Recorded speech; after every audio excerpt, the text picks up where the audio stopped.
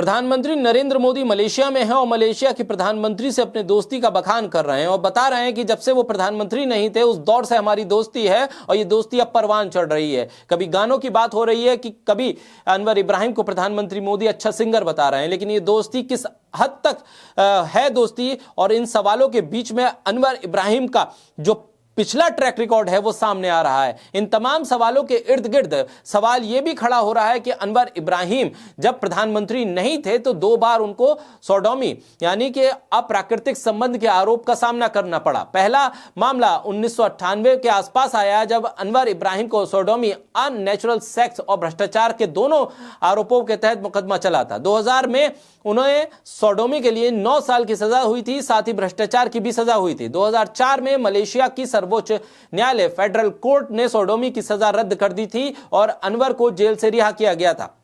भ्रष्टाचार की सजा के कारण उन्हें राजनीति में भाग लेने से रोक दिया गया था जब तक प्रतिबंध 2008 में समाप्त नहीं हुए थे, यानी कि सोडोमी की सजा मिली थी और अब जो सजा सर्वोच्च अदालत से रद्द हुई थी। दूसरा मामला 2008 के बाद का है जब 2008 में उनके पूर्व सहायक सैफुल बुखारी ने आरोप लगाया कि अनवर ने उनके साथ सोडोमी की और इसके तहत उन्हें गिरफ्तार किया गया। 2008 के इस मामले में 2012 में उच्च न्यायालय ने अनवर को बरी किया था क्योंकि सबूत जो डीएनए जैसे सबूत थे वो पर्याप्त नहीं माने गए। हालांकि बाद में सरकार ने उस बरी फैसले को चुनौती दी और 2014-15 में अपीलीय अदालत ने बरी किए गए फैसले को पलट दिया और उन्हें 5 साल की सजा दी। इस सजा की वजह से वो राजनीति में अयोग्य हो गए। दूसरे मामले के बाद एक बार फिर बरी होने के बाद उन्हें सजा हुई थी और उच्च न्यायालय ने उसे बरकरार रखा था। मलेशिया में सोडोमी यानी अननेचुरल इंटरकोर्स अवैध है। मलेशिया के दंड संहिता सेक्शन 377A(b) के तहत समान लिंग संबंध भी अपराध है, यानी कि 20 साल तक की सजा का प्रावधान है। वास्तव में मलेशिया कानून के तहत यह अपराध है और इसको लेकर तमाम चीजें खड़ी हुई हैं। मनीष सिंह, उन्होंने एक्स पर लिखा, 2008 में उनके पूर्व सहायक ने आरोप लगाया कि अनवर ने उनके साथ बलपूर्वक अप्राकृतिक संबंध किए। 2014 में उन्हें 5 साल की सजा सुनाई दी गई, मगर 2018 में नई सरकार बनने पर राजा ने उन्हें पूर्ण क्षमादान दिया और रिहा हो गए। खैर, प्रधानमंत्री मोदी ने अपनी दोस्ती इनके साथ बताई है।